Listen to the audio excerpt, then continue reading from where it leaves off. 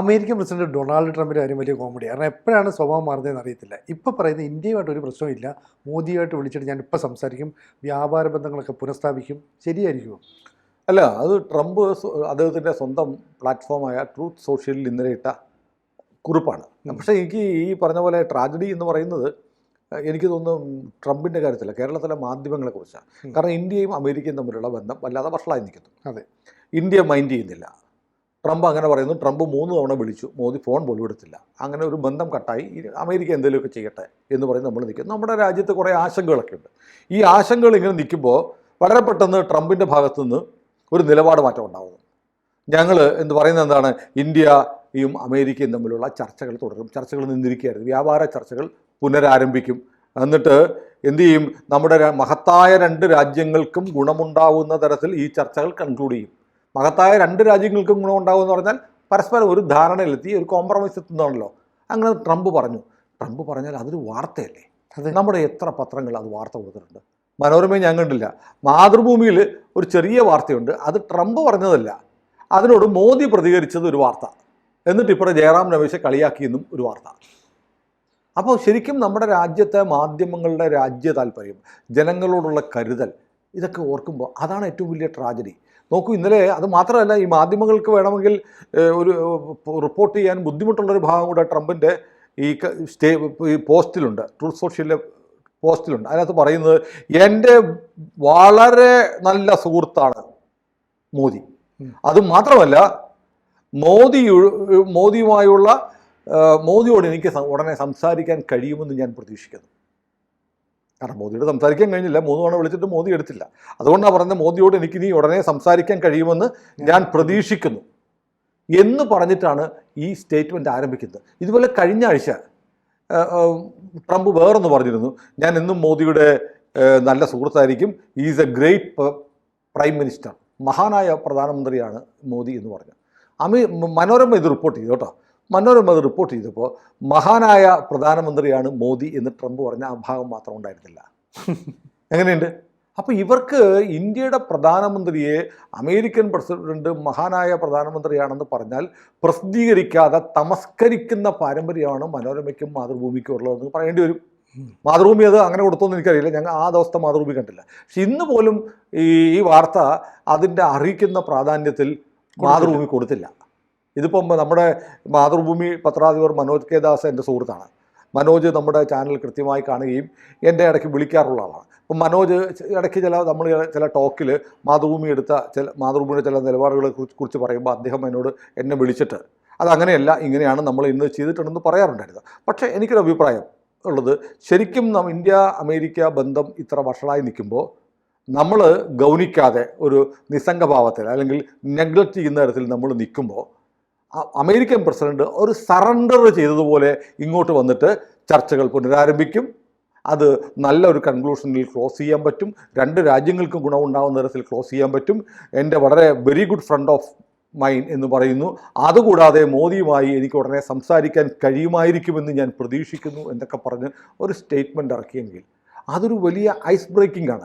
അതിന് കുറച്ചുകൂടെ നല്ല പ്രാധാന്യം കൊടുക്കേണ്ടതായിരുന്നില്ലേ എന്നൊരു അഭിപ്രായം എനിക്കുണ്ട്. ഇത് ഞാൻ മാതൃഭൂമി പത്രാധിപർ അറിയാൻ വേണ്ടിയിട്ട്. കാരണം എനിക്കിപ്പോൾ ഈ മലയാള പത്രങ്ങളിൽ എനിക്കിപ്പോൾ നല്ല അഭിപ്രായമുള്ള പത്രം മാതൃഭൂമിയാണ്. കാരണം മാതൃഭൂമി എല്ലാ വാർത്തകളും ക്യാരി ചെയ്യുന്നുണ്ട്. മനോരമയെ പോലെ സെലക്റ്റീവ് അല്ല, അത് ചില വാർത്തകളെടുത്ത് ദൂരെ കളയത്തില്ല, കൊടുക്കാതിരിക്കില്ല. ആ പരിപാടി മാതൃഭൂമിക്കില്ല. മാതൃഭൂമി ഒരു സമഗ്രമായ മലയാള ദേശീയ ദിനപത്രം എന്ന തരത്തിൽ സമഗ്രമായ വാർത്തകൾ കൊടുക്കുന്ന ഒരു പത്രമാണ് മാതൃഭൂമി. മനോരമ 20 മിനിറ്റ് കൊണ്ട് വായിച്ചു തീർക്കുമെങ്കിൽ മാതൃഭൂമി 1 മണിക്കൂർ എടുത്താലും തീരില്ല.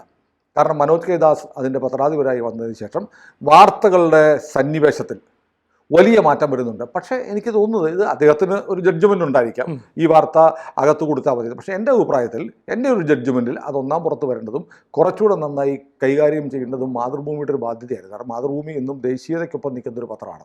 അപ്പോൾ അതുപോട്ടെ, മാതൃഭൂമിയുടെ ഒരു കമ്പനിയല്ലോ നമ്മൾ നടത്തുന്നത്. അപ്പോൾ ഏതായാലും അങ്ങനെ ഒരു മാറ്റം ഉണ്ടായി. പോസിറ്റീവായിട്ട് കാണണം. മാതൃഭൂമി അത് പോസിറ്റീവായിട്ട് കാണുന്നുണ്ട്. മാതൃഭൂമിയെക്കുറിച്ച് എന്തൊക്കെ ആക്ഷേപങ്ങൾ പറഞ്ഞാലും വാർത്തകളാണ് എന്നൊരു ബോധ്യത്തോടെ മാതൃഭൂമി കൊടുക്കുന്നുണ്ട്.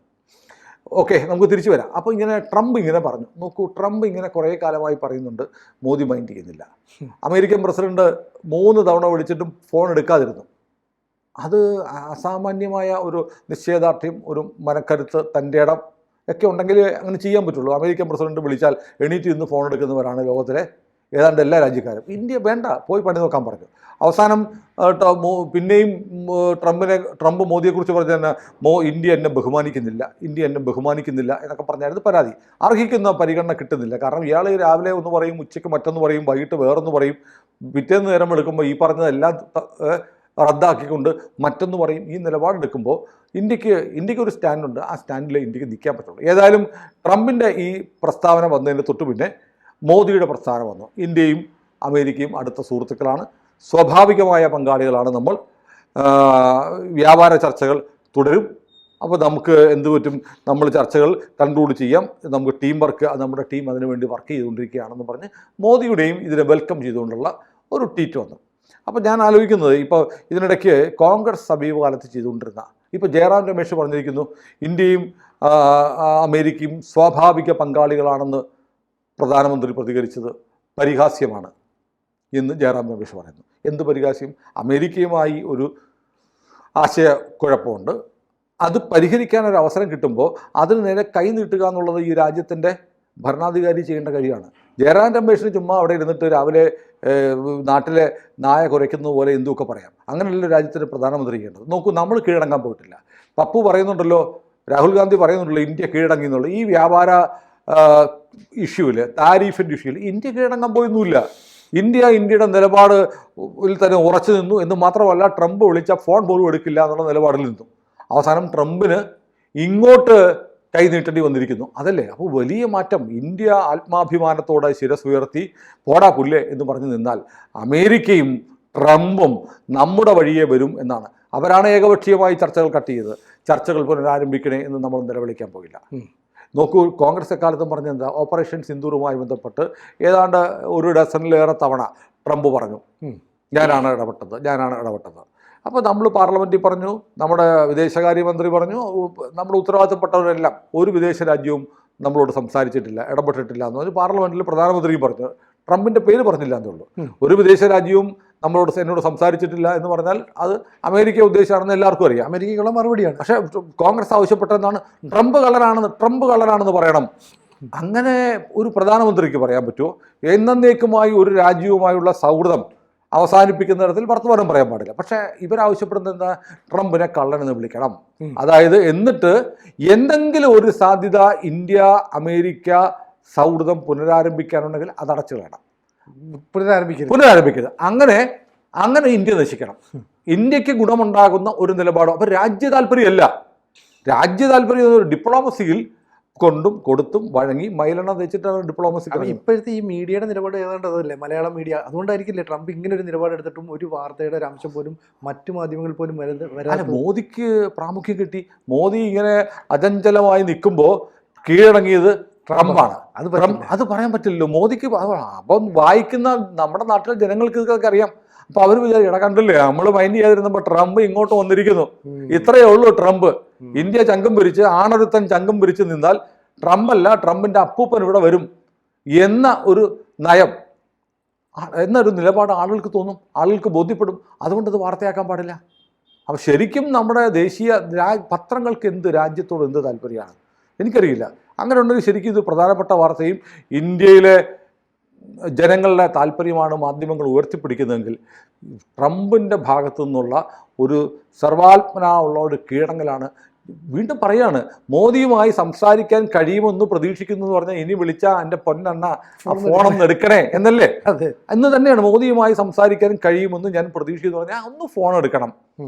ഞാൻ അങ്ങനെ ചെയ്യല്ലേ 3 പ്രാവശ്യം. ഞാനൊരു അമേരിക്കയുടെ പ്രസിഡൻ്റൊക്കെ അല്ലേ, ഒന്ന് എന്ന് പറയുന്നത് തരത്തിലേക്ക് വ്യാഖ്യാനിക്കപ്പെടും. മോദിയുടെ അപ്രമാദിത്വം അംഗീകരിക്കപ്പെടുന്നു, മോദി എടുത്ത നിലപാട് ശരിയാണെന്ന് വരുന്നു, മോദിയുടെ ചുവട്ടിലേക്ക് അമേരിക്ക വരുന്നു, ട്രംപ് വരുന്നു. വീണ്ടും അവർ തന്നെ ഏകപക്ഷീയമായി അവസാനിപ്പിച്ച ചർച്ച പുനരാരംഭിക്കാമെന്ന് പറയുന്നു. നമ്മൾ റഷ്യയുടെ വാർ മെഷീന് ഫ്യൂവൽ ചെയ്യുന്നവർ നമ്മളാണെന്ന് പറയുന്നു. മോദിയുടെ യുദ്ധമാണ് ഉക്രൈനിൽ നടക്കുന്നതെന്ന് പറയുന്നു. ഇങ്ങനെയൊക്കെ പറഞ്ഞ ആ അമേരിക്കയുടെ പ്രസിഡന്റ് ഇങ്ങോട്ട് വന്നിട്ട്, അളിയാ നമുക്ക് ചർച്ചയൊക്കെ തുടങ്ങാം കേട്ടോ, നമുക്ക് പ്രശ്നമൊക്കെ 2 കൂട്ടർക്ക് ഗുണമുണ്ടെന്ന് തീർക്കാം, ഞാൻ വിളിക്കുമ്പോൾ അണ്ണൊന്ന് ഫോൺ എടുത്താൽ മതി എന്ന് പറയുന്നത് വാർത്തയാക്കാൻ കഴിയുന്നില്ലെങ്കിൽ വാർത്തയാക്കാൻ പിന്നെ എന്താണ് സാർ നിങ്ങൾ വാർത്തയാക്കുക? ഇത് ഇപ്പോൾ ഈ കേരളത്തിലെ മാധ്യമങ്ങളോട് ഈ നാട്ടിലെ ജനങ്ങൾ ചോദിക്കട്ടാണ്. ഏതായാലും മോദി മൗനം കൊണ്ട് മോദി നേരിട്ടു. ചിലപ്പോൾ 10,000 വാക്കുകൾ പറയുന്നതിനേക്കാളും വിലയുണ്ടാവും മൗനത്തിന്. മോദിയുടെ മൗനം, ഘനീഭവിച്ച മൗനം ഒരുപാട് അർത്ഥങ്ങളുള്ളതാണെന്ന് ട്രംപ് മനസ്സിലാക്കി. കാരണം ട്രംപ് ഷാങ്ഹായ് ഉച്ചകോടി കണ്ടിരുന്നു. പുടിനും മോദിയും കൂടെ ആ കാറിനകത്ത് 45 മിനിറ്റ് സംസാരിക്കുന്നത് കണ്ടിരുന്നു.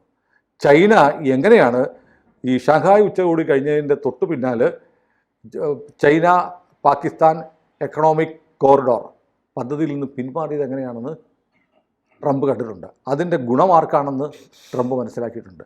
അപ്പോൾ ട്രംപിന് മനസ്സിലാവുന്നുണ്ട് സ്വന്തം കാൽക്കീഴിലെ മണ്ണ് ഒലിച്ചു പോവുകയാണ്.